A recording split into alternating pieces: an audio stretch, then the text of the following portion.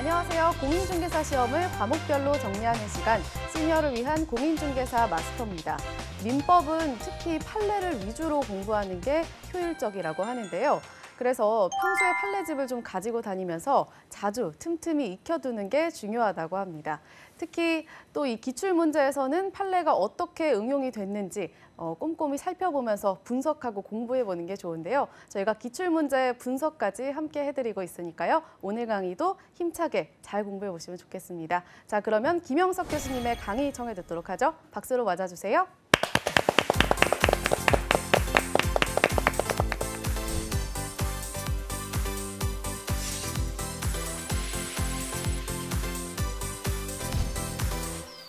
김영석 교수입니다.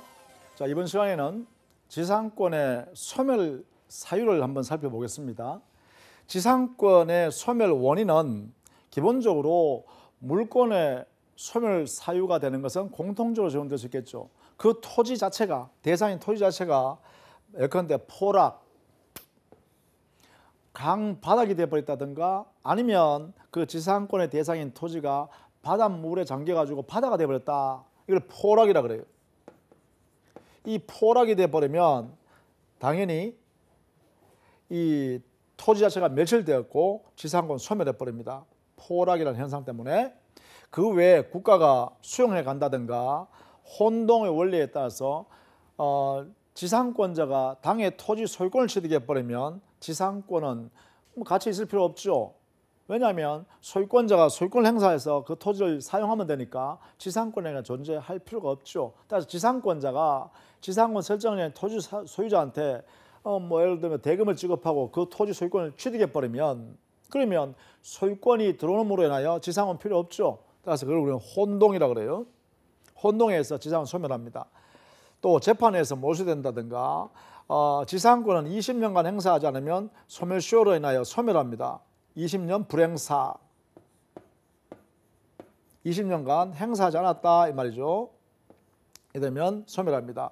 그 다음에 지상권 존속기간 약정은 예컨대 최단 존속기간은 30년, 15년, 5년 이렇게 정했다라고 합시다. 그러면 이 기간이 끝나면 당연히 지상권 소멸한다 이런 것이죠. 또 지상권보다가 먼저 성립되어 있는 저당권이 존재했는데 그 저당권이 경매를 통해서 실행되어 버렸어요. 그렇게 되면 그 지상권은 소멸해 버립니다. 따라서 이렇게 되겠죠. 이 토지에 저당권이 설정된 후에 1번, 그 다음에 지상권을 취득했다 2번 이런 경우가 있겠죠. 이런 경우에 만약에 저당권자가 채무자가 돈을 안 갚으니까 경매를 해버렸다 이렇게 되겠죠. 경매를 해버리면 이 저당권 소멸함과 동시에 지상권도 함께 소멸합니다. 그 다음에 두 번째 주제요. 지료 지급 2년 이상 연체한 경우죠. 이렇게 되면 지상권 소멸을 청구하게 돼요. 지상권 설정자인 토지 소유자가. 그러면 2년 이상 연체했을 때 소멸하게 되겠죠. 다만 이때는요. 지상권 설정자인 토지 소유자가 소멸 청구라는 이 권리를 행사해야 됩니다. 그러면 소멸합니다. 이때 이름은 청구권이라 되어 있지만 청구하는 순간 야, 너 2년 이상 연체했기 때문에 지상권 소멸해서 나가줄래? 이렇게 하는 순간에 지상권 소멸해버려요. 즉시 소멸해요. 청구권을 행사하면 즉시 소멸하는 현상이 발생합니다. 이렇게. 그러면 이 청구권은 부탁하는 게 아니고요. 요구하는 게 아니고요. 청구권이라는 행사를 하는 순간에 효력이 발생하기 때문에 이것을 우리는 이름하여 이 청구권은 형성권의 성질이다 이렇게 표현해요. 자, 이 말을 잘 이해해 두시기 바랍니다. 지상권 소멸 청구권이라는 것은 순수한 청구권, 요구하는 권리가 아니라 청구하는 즉시 소멸이라는 현상이 형성된다라는 의미에서 형성권의 작용이다. 형성권입니다. 이렇게 형성권.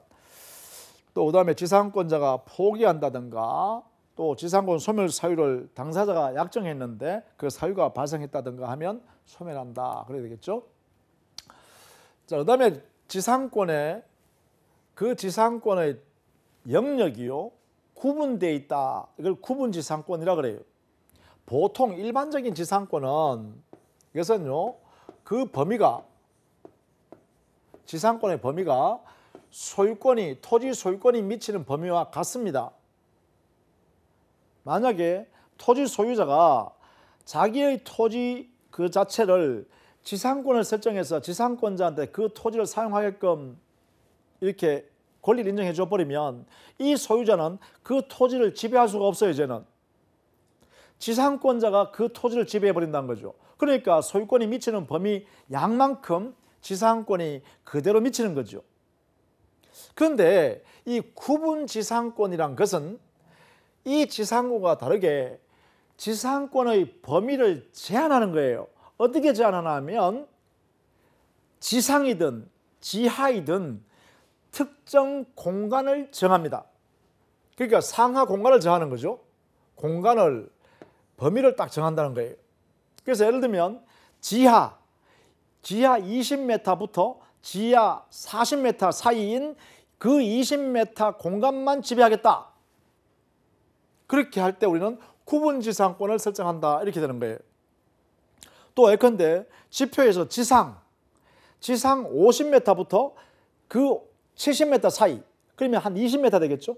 이 20m 공간만 지배하겠다. 이런 경우가 구분지상권 설정하는 거예요. 그래서 이 상하 공간을 정한 이것을 우리는 보통 층이라 그러죠. 우리는 그죠? 층.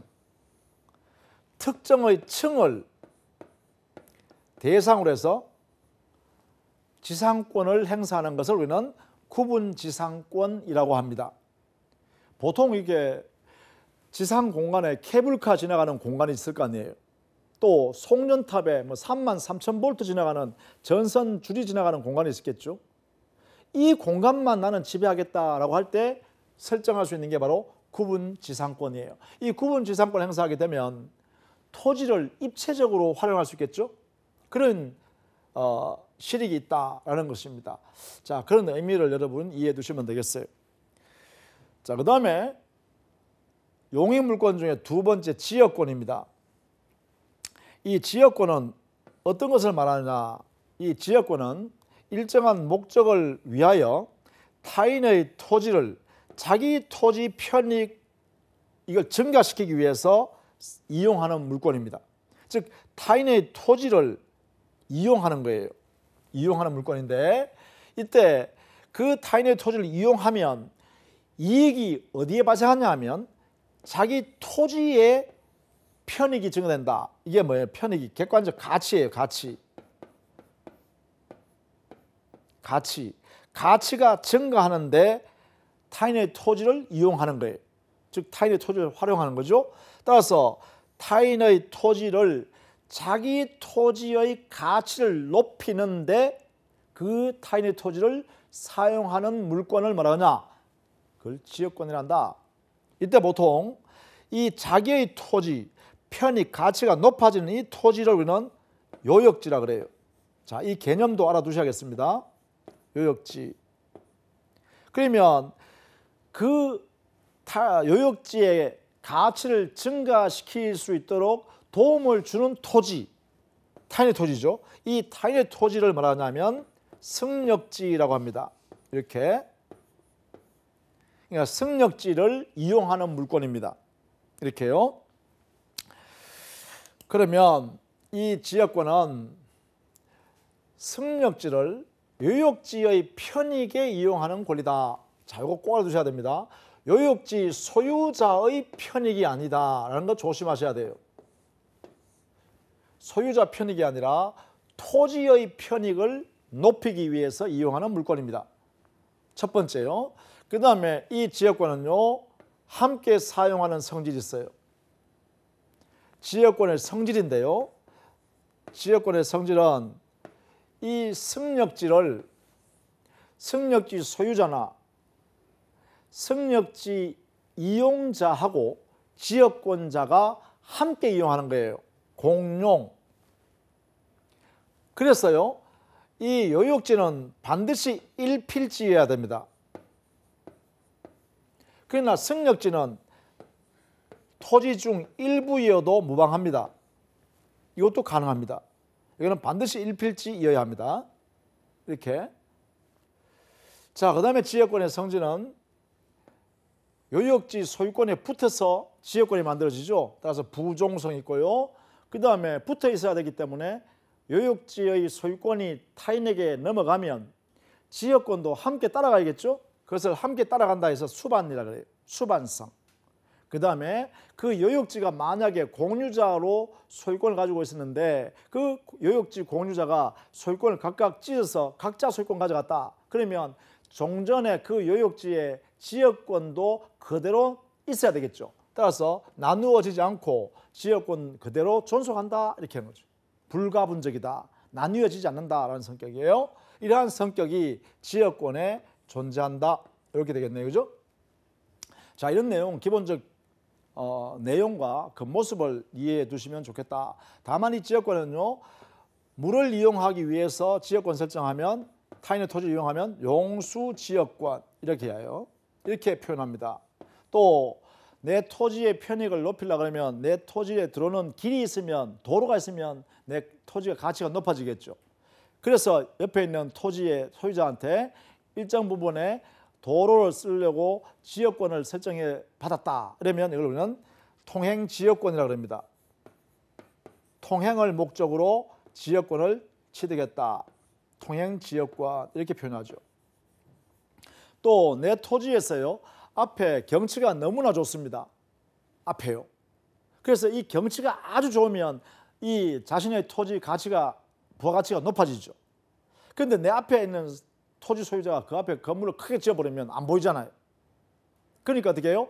앞에 있는 이 조망을 충분히 내가 누리기 위해서는 앞에 토지 이용자, 사용자가 일정한 제한 범위 안에서만 건물을 지어주면 좋겠죠.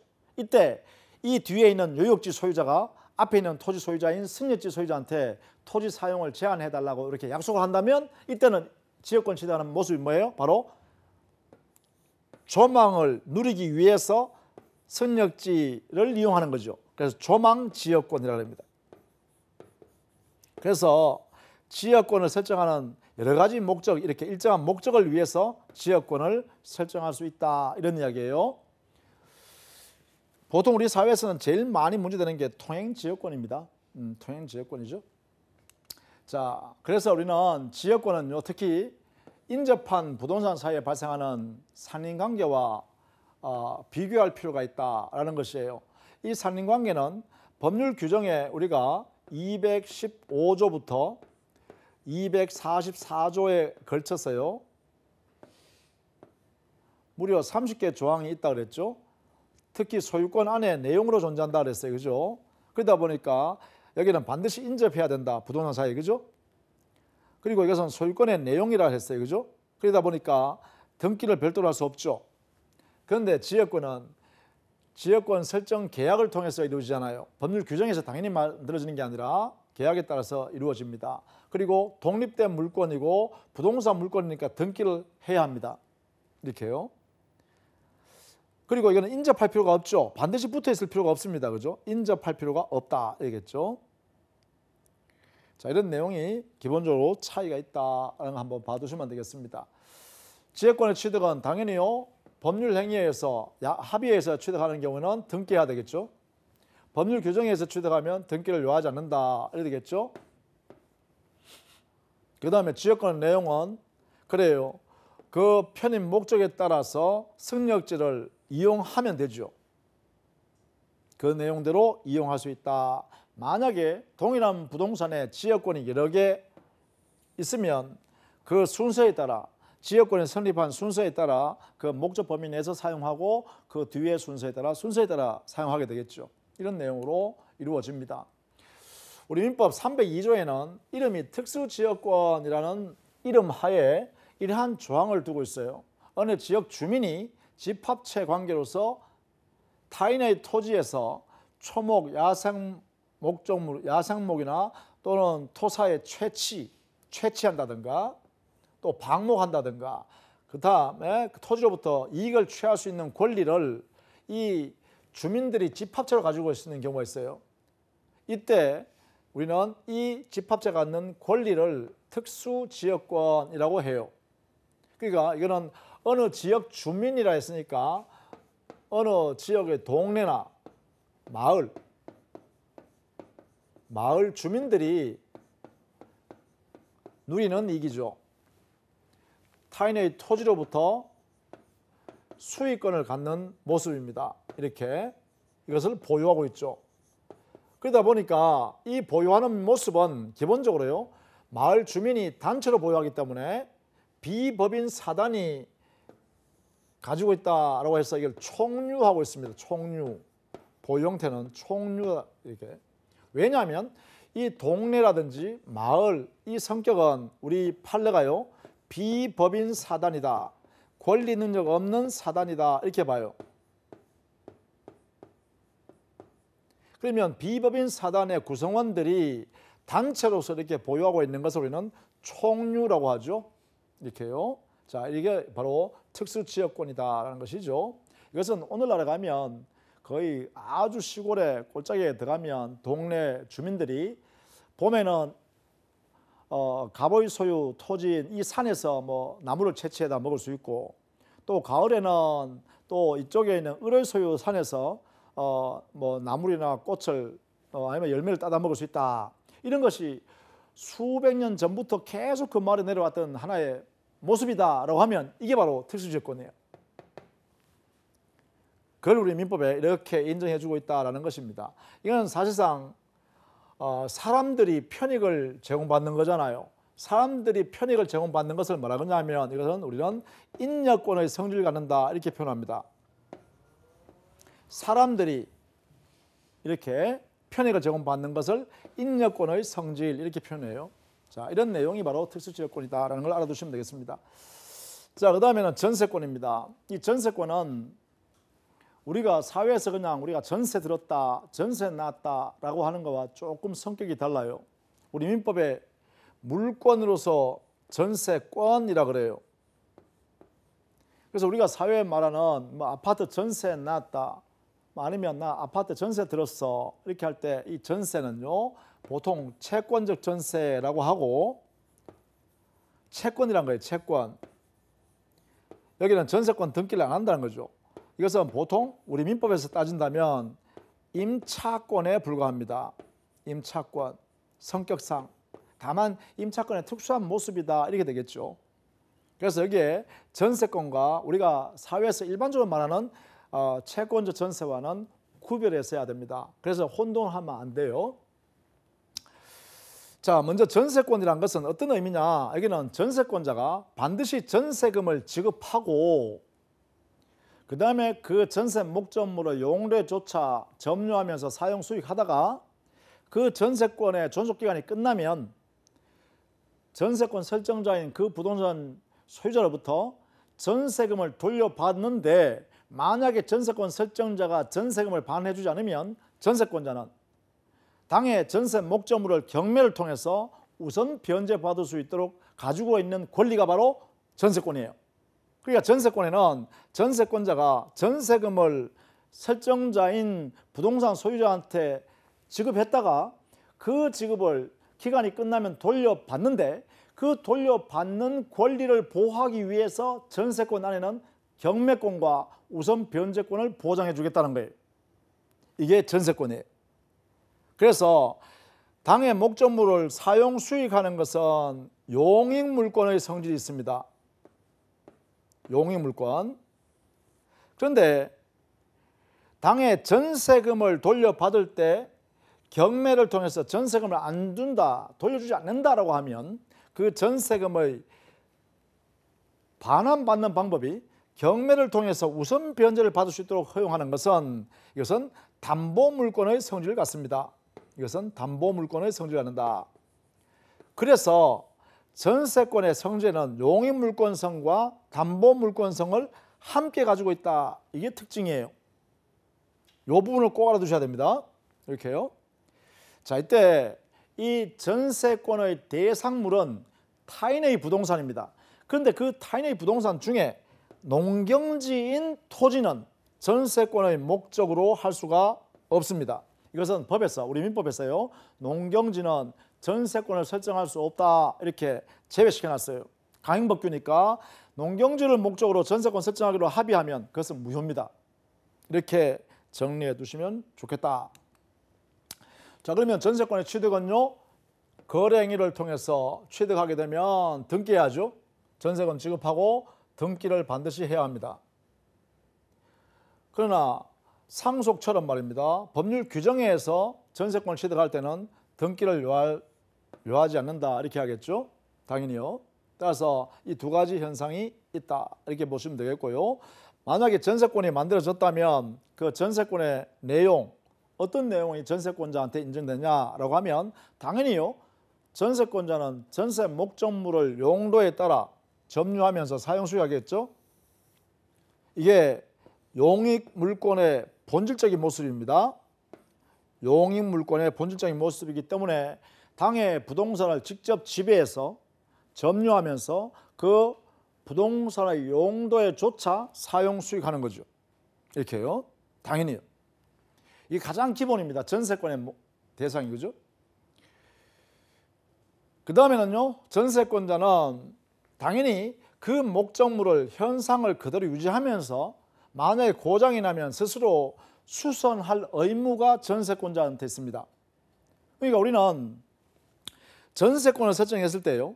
전세권자가 당의 부동산을 지배합니다. 부동산을 지배해요. 그것도 독점하죠. 전세권 설정자인 당의 부동산 소유자일지라도 이 목적물에 대해서는 전세권자가 점유하고 있는데 방해할 수 없습니다. 그러니까 자기 물건, 자기 소유물임에도 불구하고 자기가 관여하지 못하니까 그렇다면 전세권자 너가 당의 목적물을 유지하고 고장이 나면 전세권자 너가 스스로 수선해야 한다라고 우리 민법이 정해놨어요. 이렇게.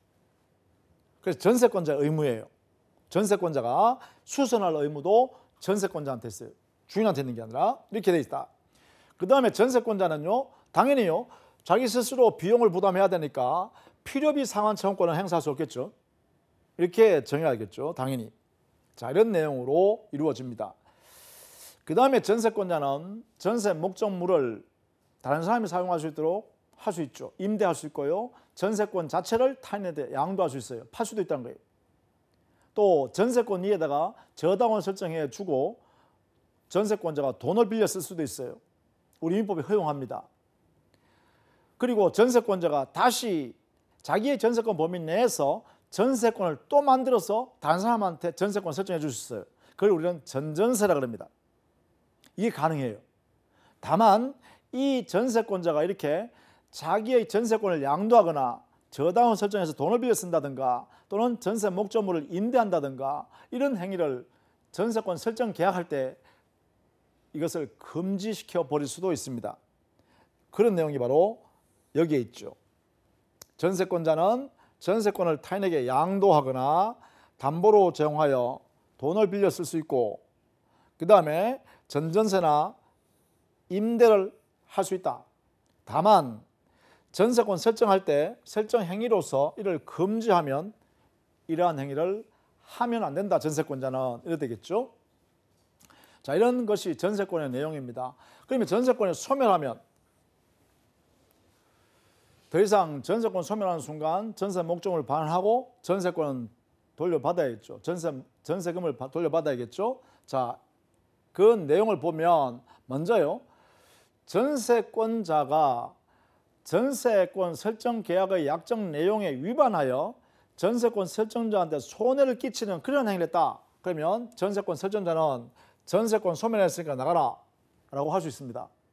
예를 들면 내가 건물을 전세권을 설정해서 전세권자한테 빌려줬는데 사용하겠는데 그 건물이 예컨대 주거용 건물입니다. 그런데 거기에 그 주거용 건물을 자기가 상업용으로 바꾸어서 자기 마음대로 사용하고 있다. 그렇다게 되면 바로 전세권 설정자인 나는 어떻게 해요? 전세권 소멸해서 나가주세요. 비워주세요. 할 수 있다는 거죠. 그때 전세권 소멸을 청구하면 즉시 소멸해버립니다. 이것은 즉시 소멸하기 때문에 소멸 효과가 바로 발생합니다. 라는 것은 바로 이 청구라는 것은 형성권의 성질입니다. 순수한 청구권이 아니에요. 나가줄래요? 이렇게 부탁하는 게 아니고요. 나가세요. 이렇게 하는 것이다. 거죠. 물론 존속기간이 만료되면 소멸하게 되고 만약에 존속기간을 정하지 않았다, 약정하지 않았다라고 하면 전세권 설정자나 전세권자는 언제든지 상대방한테요 전세권 소멸했다라고 통지하고 그 다음에 전세권 소멸 통지가 상대방한테 도달한 날로부터 6개월이 경과하면 소멸해 버립니다. 이렇게요. 이걸 우리는 소멸 통고 제도라고 그래요.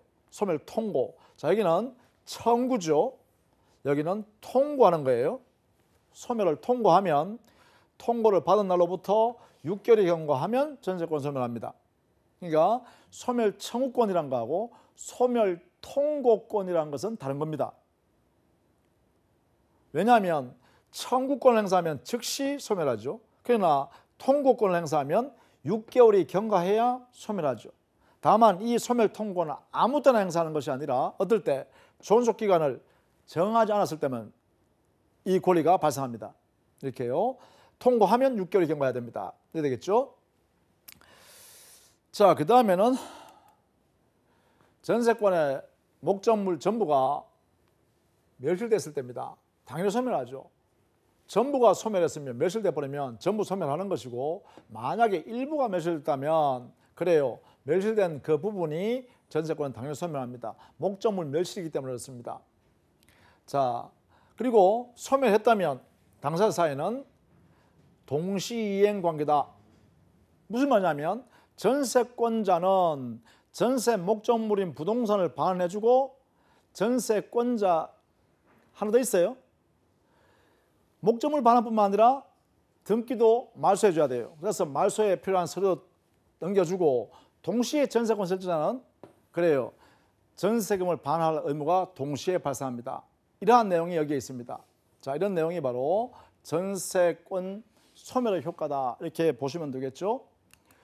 전세권과 임차권 비교는 이런 표로 한번 살펴보시면 되겠죠. 이건 채권이다. 이거는 물권이다. 이런 차이죠. 그죠? 이렇게 정리해 두시면 되겠습니다. 수고 많으셨고요. 다음 시간에는 담보물권으로 정리하겠습니다.